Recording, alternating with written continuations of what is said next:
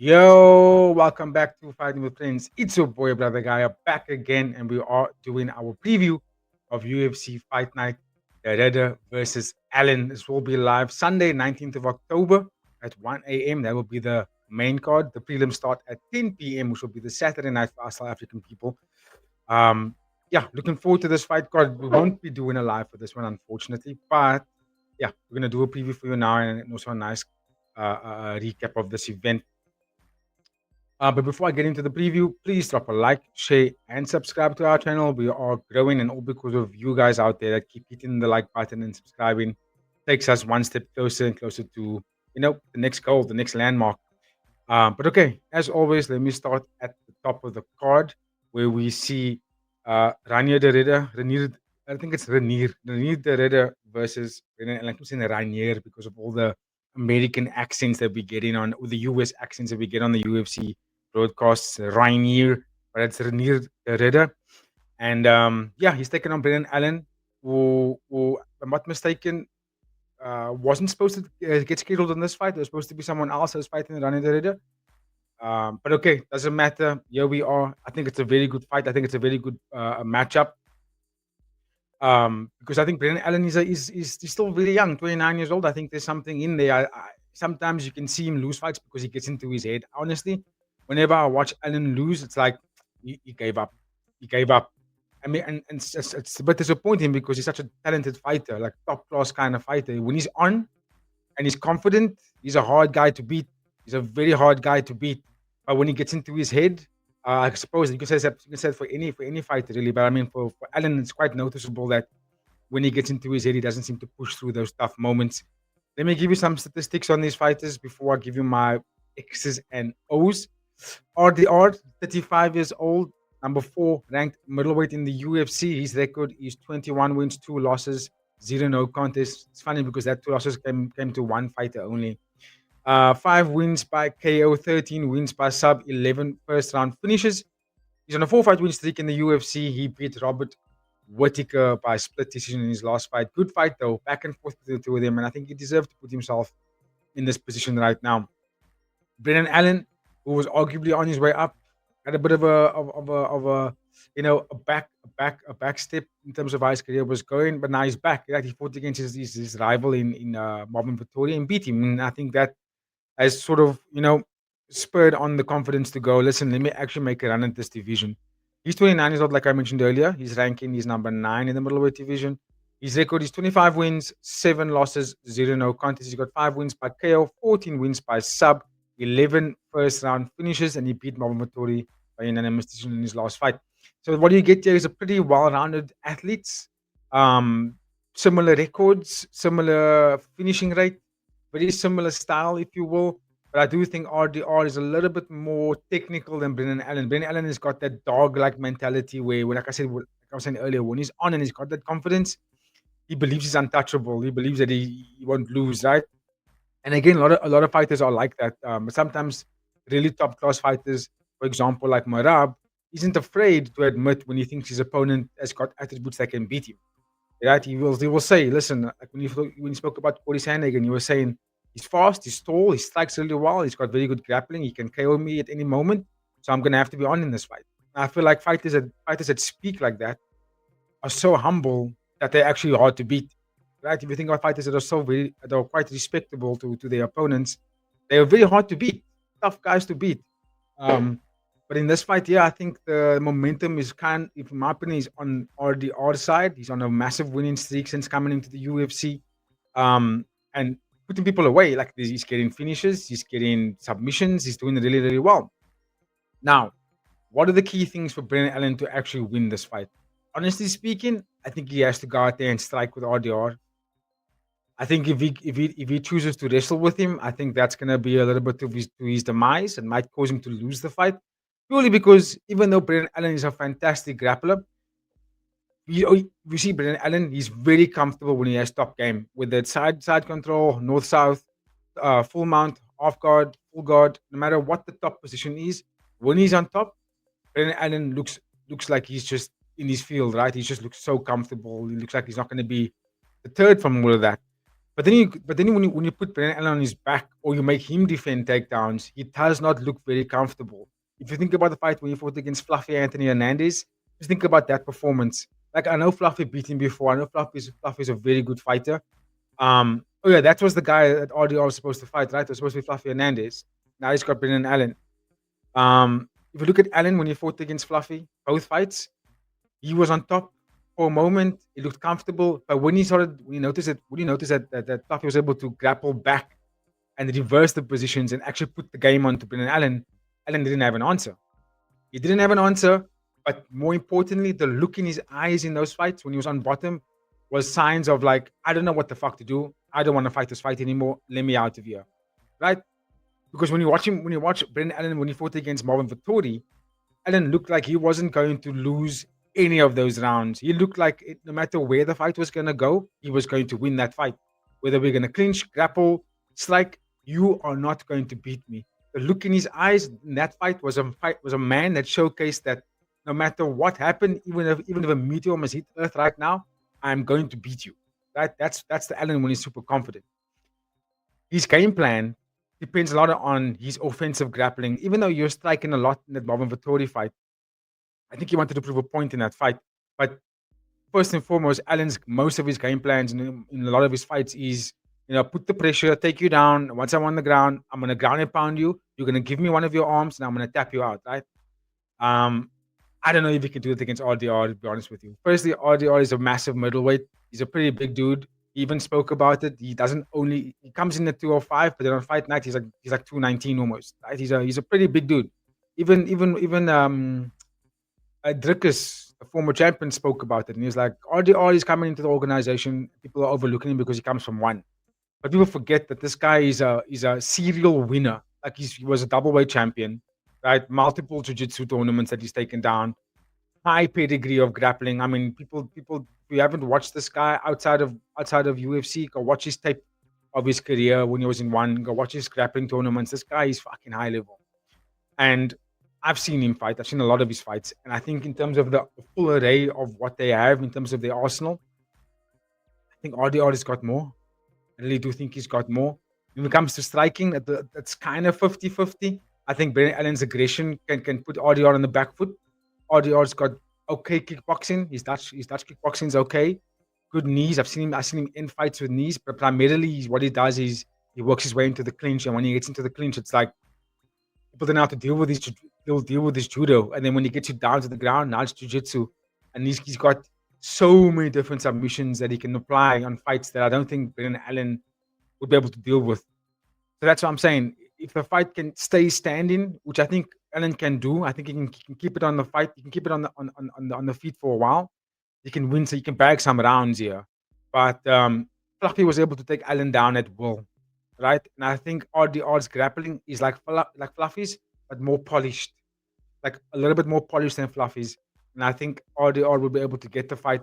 It's just a matter of time. We saw where he fought against Robert Whittaker. He was able to do it. He was able to take the fight in every avenue if he wanted to. If we're gonna strike, we're gonna strike. If we're gonna grapple, you need to be prepared to grapple with me because I'm gonna tap you out, right? And that's what he was able to do. He didn't tap out Robert Whittaker, but he was able to move the fight in different avenues.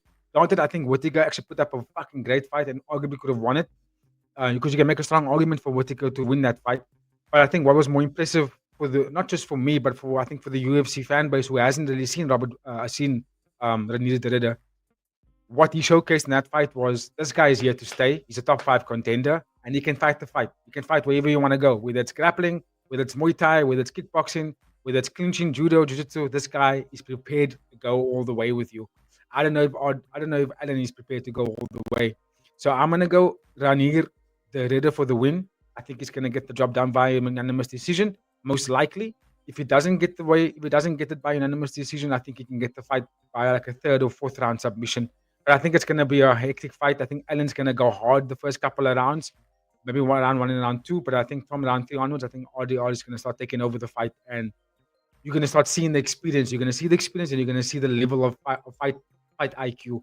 Not shaming or bashing Brendan Allen. At 29 years old, I think this dude is right there. I think a couple of wins, a couple of good wins in the division, you can see him climbing to that top 5. I really do think so. But it all depends on what Allen does with his head.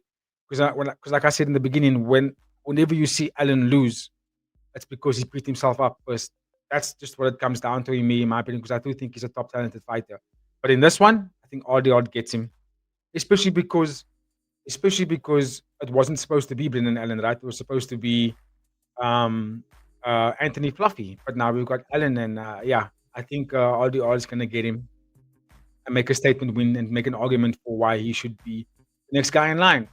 Well, we know Imavov is still there, but I think the winner here definitely more RDR than Brendan Allen.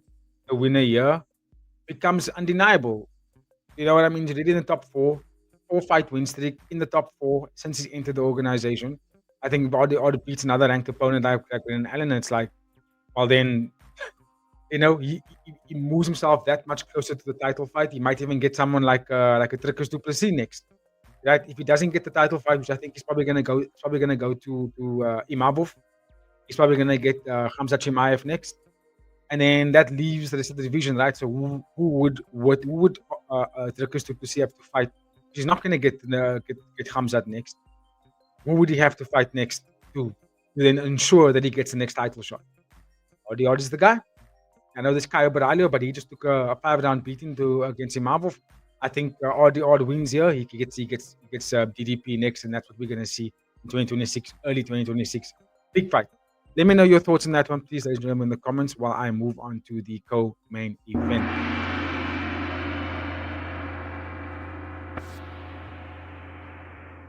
Alrighty.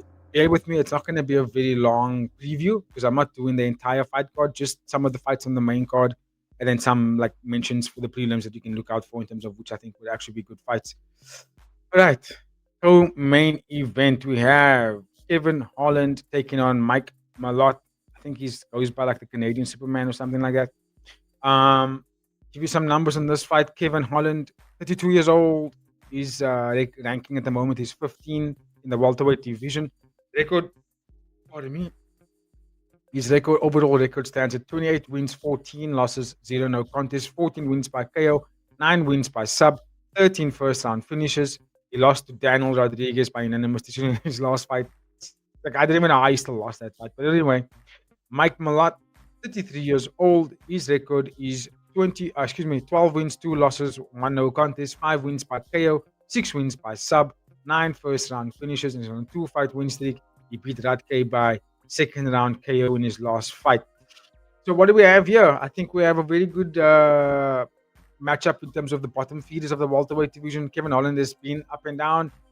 Just when I thought when he entered the welterweight division again, he went on a 2-fight win streak before losing to Daniel Rodriguez, and he looked good in that 2-fight win streak. It was Vicente Luque and Gunnar Nelson. And then there's are really good names to beat in the division to, reassert yourself in the division. Do I think Kevin Holland can be a champion in there? If you asked me this 5 years ago, I would have said yes. But realistically, right now, I'm not so sure. 32 years old, the division's looking scary. You got Carlos Prates, you got Ian Gary, you got Michael Morales, you've got Shafkat, Jack Teller, number one, Islam Makhachev just entered the division. I think there's in the top 7, there's too many killers. Joaquin Buckley, I think all those guys, even though he beat Joaquin Buckley, I don't know if he beats Joaquin Buckley again. I think if we look at the two of them, since they both entered the organization at the same time, if you think about this, or at least Buckley came a little bit years later, if you think about the trajectory since the two of them have fought each other, I would argue Buckley has gone on into a better growth between the two guys. Kevin Holland's been jumping between 2 divisions that he doesn't know where to be yet. So, yeah, I think at this point, Kevin Holland is just going to be a guy that fights big money fights, or he fights, like now if he sticks to the welterweight division, he's going to be fighting bottom feeders the whole time. I don't know if he can crack that top 7, in my opinion. Mike Malott, I argue the same thing. I don't know if he will even make a ranking. Even if he beats Kevin Holland here, I don't even think he will get the number 15 ranking. He's also on a bit of an up and down. And also, if you watch his career, it's not that impressive. Really isn't. I think he's an emotional fighter. He depends on, he banks on, or he's dependent on like the sort of the fan bases to keep him going, rather than just like owning in on his talent and his style and his coaching, and just like block out all the noise and just focus on the run. Because if we're being real, since Rory McDonald, GSP, we haven't really had a lot of Canadian fighters come in and light the stage up. Mike Malott was that guy. Whenever they go to Canada, like they put him on the card and the crowd cheers for him, but then he puts on like stinkers, right? I would argue the big Canadian fighter right now in the UFC is Jasmine Jasudavicius. I think she's doing a lot better, and she's making her way for a title run. Like she's up there, you know what I mean?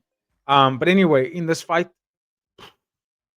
I want to say Kevin Holland, but then I'm basing that on because I've seen him more. I think he's a more talented fighter. But I mean, if we've been realistic, he lost to D Rod, bro. And like, no shade on D Rod, but D Rod is like, he's not really gonna be the guy that will make a run, right? Also, D Rod has had his time. He's not. Kevin Holland shouldn't be losing to D Rod. That's the point. At this stage in their careers, he shouldn't be losing to D Rod, and he did. And that for me was a worrisome sign. For Mike Malott, if he just keeps hitting the game, doesn't get sort of overwhelmed by the occasion of fighting against someone like Kevin Holland. Kevin Holland's got a resume and he's got a bit of a name, right? So it's a big step up for Mike Malott to fight against Kevin Holland. And I can see that being a thing where it gets into Mike Malott's head and he ends up throwing the fight because the occasion is just too massive. And Kevin Holland's a talented fighter. What can Mike Malott do to him? Aggressive boxing, maybe. But I think the reach and the style of Holland is going to be too tricky for him. And I think that's going to be a problem for Mike Malott to get around. I think if Mike Malott is smart in this fight, aggressive wrestling is the way to go here. Aggressive wrestling, keep him down, dominate him on the ground, tire him out. You can beat him by bagging two of the 3 rounds here. But I think overall, Kevin Holland is just going to be too tall, too strong, too elusive, too many weapons of choice, and just too experienced, bro. And I think he's going to win on decision here. I'll be surprised if Holland gets a finish because realistically, it's like he hasn't really been able to get finishes of late. So, but I do think that experience-wise, he can walk the 3 rounds. So I'm going to go Kevin Holland for the win. Let me know your thoughts in the comments, please, ladies and gentlemen. What do you guys think about that main event? Who do you think is going to win? I'd love to hear your thoughts while I keep it moving to the next fight. All right, here we go. Another good matchup in the bantamweight division. Some ranked opponents. You know, the top 4 fights of this fight card is actually really good. Like there's high level guys, and also implications for the divisions, like in terms of who moves where and who gets the next shot and who climbs the rankings. I think that's like those top 4 fights of this fight card are really important for each respective division. So this is bantamweight division. We got Marlon Chito Vera back again after losing to who did he lose to in the last one? Everson Figueiredo. There we go. So it's back. Nice to see him back again. And then we have Ayman Zahabi, who is the younger brother of Faraz Zahabi. And he's looking good. Still don't buy a lot of it because he's of his age, but yeah, he's looking okay. Marlon Vera, 32 years old, ranked number 7 in the bantamweight division. His record is 28 wins, 10 losses, 1 no contest. He's got 8 wins by KO, 10 wins by sub, 8 first-round finishes, 2 fight losing streak. And then one of those losses came to the hands of Davison Figueiredo by unanimous decision. Ayman Zahabi, 37 years old, number 9 ranked bantamweight. His overall record is 13 wins, 2 losses, 0 no contests, 6 wins by KO, 2 wins by sub, 8 first-round finishes, 6 fight win streak in the UFC. Beat Jose Aldo by unanimous decision in his last fight. People argued that fight actually would have gone to Jose by the 3rd round. What can I say about this one? I don't know about Marlon Vera. Like every time I see him come back, I'm like, this is going to be the time where he shows up. You know, he's going to show up. But like one thing about Marlon Vera is that he takes a very long time to get going. He sometimes gives up the first 2 rounds before you see him start to like pick up the pace, right? And the thing about Ayman Zahabi, even though he's got less of experience in MMA in terms of like his record, he's coached by one of the world's best MMA coaches in Faraz Zahabi, right? That's one thing you have to put in his record. Yeah, I understand he's 37 years old, and that's the thing that's a bit of a worrisome sign to me. But he is on a 6-fight win streak. Yes, the conversation where people talking about the fight against Jose Aldo was questionable, but he did win it, unfortunately. Unfortunately, he did win it. And this is the big takeaway from me here, and what I think is going to be the key factor to this fight. Because Marlon Chito Vera is such a slow starter, and Ayman Zahabi's got such wonderful coaching staff behind him, they might be able to game plan a fight here, and it's a big, big possibility that they could game plan a fight here where they could steal rounds from Marlon Chito Vera and they could give up the 3rd round and say, listen, you can do what you want in the 3rd round. Like, I bagged 2 solid rounds here. Possible 10-8 because of how Marlon fights. Slow starter, Doesn't have not a high volume striker, power puncher, power kicker, 2-punch combination at most. Likes to like be on the front foot, but doesn't really throw much. Whereas Sahabi, even at 37 years old, if you watch his fight style and now the coach, um, it's active. He's not a passive fighter, meaning that he keeps going forward. He throws combinations out there. He's progressive over the rounds. He's got a good gas tank. He can grapple when he needs to. And here's the best part: they will game plan the fight where they won't give up a round to Marlon, even if it's a boring round, even if it's like excessive grappling or excessive clinching, they will do that for 2 solid rounds easy, right? And they will do 10-9, 10, maybe even a 10-8 round because they'll just be because Marlon won't be able to do anything about it. And then he'll get to the third round, and then what they'll do is they would be like, "We'll survive this third round. We'll back up. We'll recover for maybe 2 minutes of the third round, and then the last 2 minutes of the third round, we'll get another takedown and then keep you there and then win the fight on decision." That's the kind of fight I would see. That's the kind of fight I see in this fight here. The only way I see it looking different is if Marlon actually goes in there and KOs Sahabi and gets aggressive early. But he's never done that. He's never been able to do it. It's weird to see that Marlon's never been able to do that. Get on his bike early. He waits too long and he gives up too many rounds, and that could be bite him in the arse here. I think that's going to be the fight. I want Marlon to win so badly. I really do. But I think realistically, I think the fight's going to go unanimous decision. Ayman Zahabi, 2 rounds to 3, 2 rounds to 1. Just out grappled him basically. So I don't think that he'll be able to knock out Marlon Chitaweda. No one's been able to do it. Um, I don't know why I keep thinking that Marlon lost to TJ Dillashaw. I don't know why I keep I don't know why I keep thinking that. Like early on in Marlon's career, he lost to TJ Dillashaw via KO. Sorry, I'm just trying to see if I dreamt that or if that did actually happen.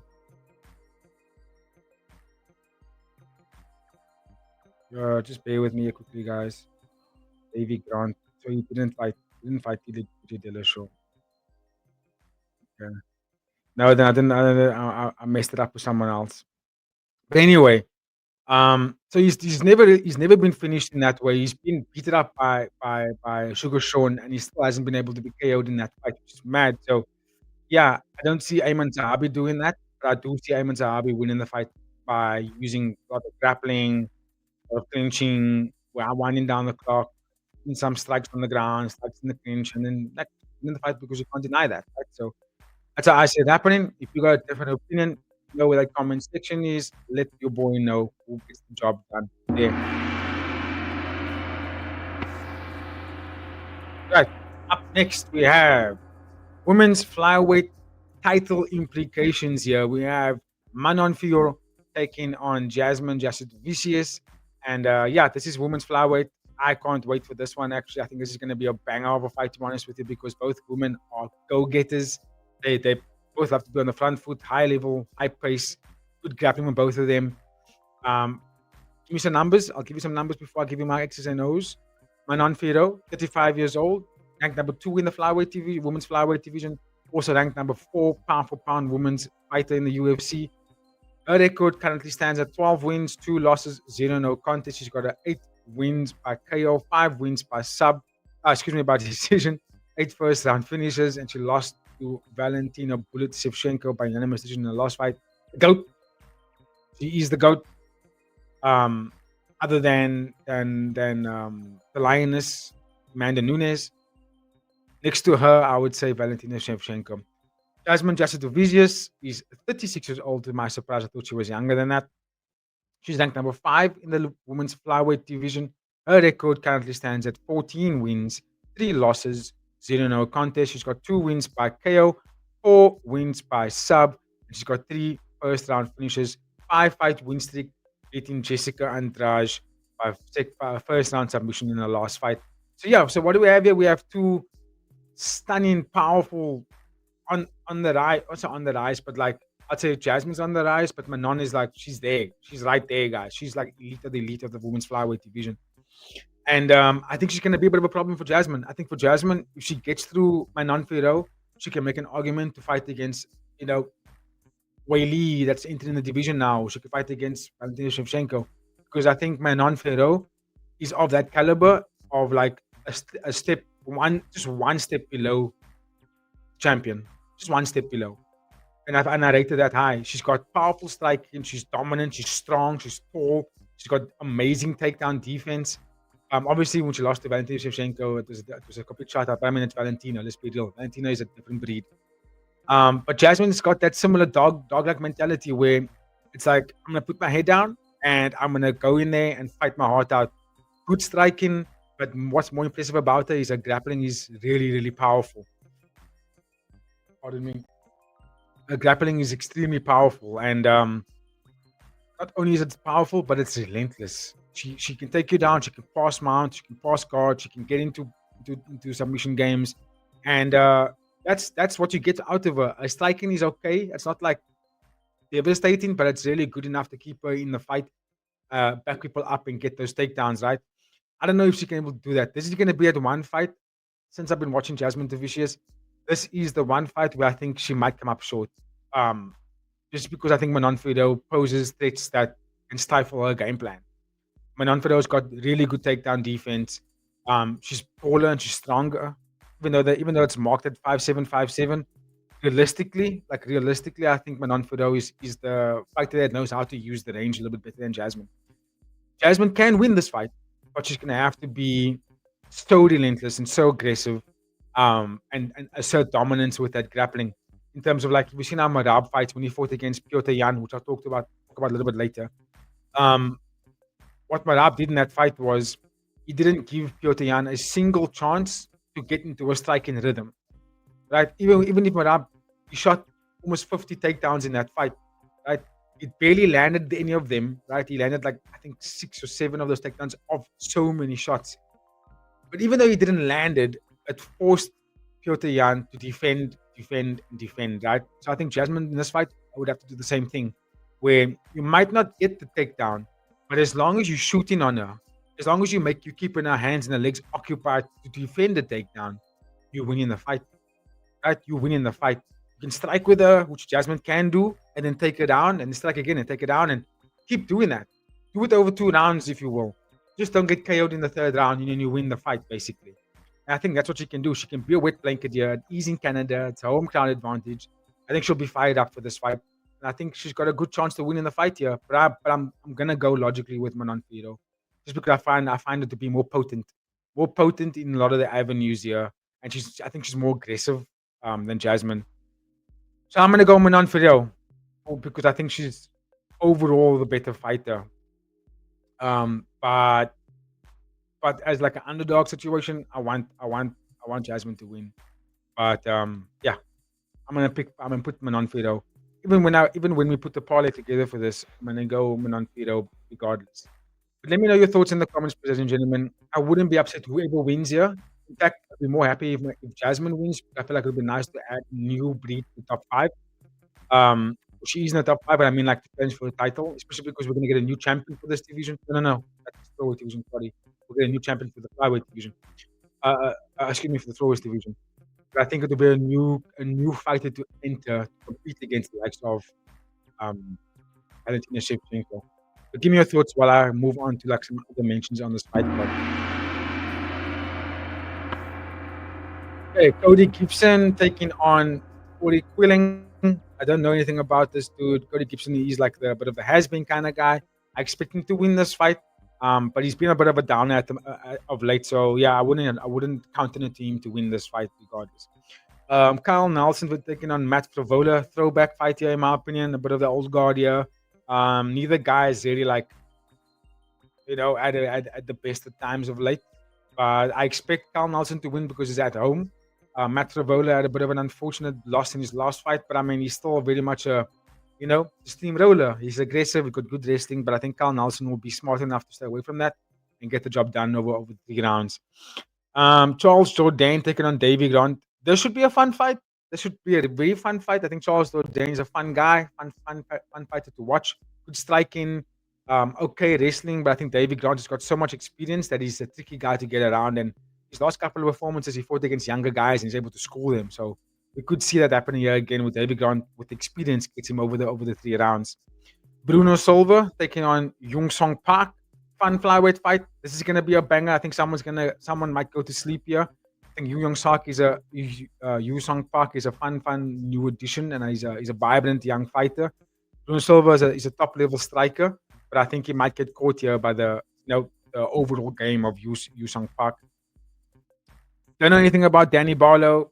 Don't know anything about Jordan Santos. So let's see what these guys are all about. I think I might have seen Danny Barlow fight once, just once. That's very vague in my mind. Now, Proplik, good to see him back. I haven't seen him fight in a while. He's one of those guys that Canada was really like hyping up as a prospect. So good to see him back. He's taking on Drew Dober. You know what Drew Dober does? He's the kind of guy that goes in there and puts his heart on the line and he looks for KOs. I'm expecting a bit of a brawl here. Carl is a little bit more of a polished striker, but Drew Dober's scary dude. He's got knockout power, so that's going to be a fun fight to watch as well. But then the rest of the fight card's a little bit like, who are these people, right? I've never seen Stephanie Luciano fight. I've never seen Ravina Oliveira fight. That's going to be two new guys for me. Two new ladies, excuse me. Azamat Bakoev, I think he's going to win this fight against Yusri. I think he's in the KO Yusri, in my opinion. And I've never seen Melissa Croden and Tayanara Lisboa. I think I've seen Lisboa fight once. Yeah, she didn't do too bad in the last fight. But anyway, good fight card. Good starting time for us here in South Africa as well. So it's going to be fun. Give me your thoughts on this one, please, ladies and gentlemen, in the comments. If I can give you a pre-fight rating, I'll probably start with a 6. Hopefully, the fight card produces some fantastic finishes. I mean, last week's fight card was a 7, but like there was so many finishes on that fight card. It was very entertaining. So hopefully, we'll get the same thing over here. Now, before I conclude this preview, I want to talk about a little bit of some of the fights that's coming up for the UFC, which I thought was quite amazing that Dana White announced a couple of days ago. Let's get that on screen. We saw the announcement for the December 6th fight card, UFC 323. Merab Dvalishvili. Excuse me. Merab Dvalishvili is returning to take on Piotr Jan for the second time, and impressive stuff. This is going to be Merab's 4th title defense in a year. No one else has ever done that. He's setting a benchmark that I think is going to change the game for MMA forever. For an example, just taking into football logic here for a second. Just for a second, bear with me. Manchester City, over the last 10 years, has set a precedent in the Premier League where if you lose 2 to 3 games, you're probably going to lose the league. You need to be at that level where you need to win almost 90% of your matches in a 38 game season. In terms of league seasons, 38 games in the season, you need to win at least 35 of those 38 games. Maybe draw one of it, maybe lose one of it. That's the benchmark they've set over the last 10 years. To the point now where Liverpool or Arsenal, if they don't put in numbers like that, they're probably not going to win the league, right? That's how people look at it right now. I don't completely agree, but I mean that's the standard that City has set, and that's what fans are looking at right now. Is that if you're not doing that, you're not going to win it, right? So the same thing with Merab Dvalishvili. He's setting a standard here or precedent here that if you don't have his kind of gas tank or his kind of fight style mentality, you're not going to be considered to be the GOAT. Let's be honest. Islam Makhachev is the GOAT, but he fights one fight every 14 months, if you will, right? And then you got Merab Dvalishvili, who had 3 title fights in 1 year, going for a 4th one in the same year now. Smoking guys who are considered to be top-level contenders of this era. Even beating the previous era fighter in Henry Cejudo, Jose Aldo. You know what I mean? He beat Cody Sandhagen and Sugar Sean O'Malley, who were considered widely by the audiences as the best strikers in this division, and he's wiped them out. Right? Nice getting Merab. He's getting Piotr Jan, who I think could be very dangerous to him. Right? But I think Merab's probably going to win this fight as well. But anyway, good fight, really good fight. Mad stuff from Merab Dvalishvili. I'm looking forward to it. I may not be able to watch it live because I'm going to be away for this weekend, so I'm going to miss 2 fight cards on this weekend, which will be UFC's 323 and one fight night 57. 58, sorry. I'm going to miss both of those fight cards, but I will be able to do a recap. The aftermath, obviously. Pantoja versus Joshua Van. another crazy fight. Pantoja had how many title defenses this year? I think 2 so far. This might be his third one, if I'm not mistaken. You can let me know in the comments. But mad stuff, eh? And Joshua Van stepping up. In my opinion, still think that he lost that fight against Brandon Royval. But here we are, and he's got a good fight. He's got a good opportunity here. I think he's going to lose the fight, but I think it's going to be a very good opportunity for him. And also, wonderful fight for the flyweight division, by the way, because also you're not going to see it on screen right now, but there are other flyweight bouts taking place throughout the year. That's going to still shape up the landscape of the top 5. So I'm looking forward to that division sparking up in 2026. Jan Blachowicz versus Guskov. This fight was supposed to take place early in the year, but now we have it a little bit later in the year. I think if Guskov wins here, he jumps the line and he gets a highly ranked opponent. This is already a highly ranked opponent in Jan Blachowicz, but realistically, Jan Blachowicz is he's on his way out. He's almost 40 years old. He's over 40 already, and I don't know if he makes another title run. And I think he will be the kind of guy that keeps the top 5. And if Guskov wins here, it's like, all right, I'm in the top 5 now, guys. You know what I'm saying? So yeah, fun times for light heavyweight division. And then also Henry Cejudo taking on Peyton Talbot. Big step up for Peyton Talbot here. Massive step up for him. I think he's gonna have a bit of a good tough time against Henry Cejudo. Henry Cejudo is obviously a high level caliber. He may not be on the same athleticism because of the age. The height might be a bit of a problem for Henry Cejudo. But what I do think is that the experience and the game plan will pose big threats for Talbot. So yeah, very much looking forward to those fights taking place later in the year. So, ladies and gentlemen, that is my time. Thank you for tuning in so much. Much love to all of you. Please drop a like, share, and then comment on these fights. Please let me know your thoughts. Give us your picks. Give us your parlays. Give us your thoughts on the fight taking place at 323 as well. What else you can expect from Fighting with Friends throughout the week? We will have a release of the One Fighter Fights 129 preview, which will be Thursday. And we have the live watch along for the One Fighter Fights 129. We're also going to be releasing our interview with Cody Jerome, who recently got released by One Championship. Keep a lookout for that because there is some hot stuff that will be coming out of that interview. Some good information about the hydration tests that One Championship, about the release, and how he felt that was unfair. So yeah, keep a lookout for that one. And then also next week, we potentially will be lining up a nice interview, which will be live with the new strawweight kickboxing champion from One Championship, Jonathan Diopela. But okay, on that note, for myself and this is the Fighting with Friends team, have yourself a very, very good week, and I'll catch you on the next one. Cheers, everybody.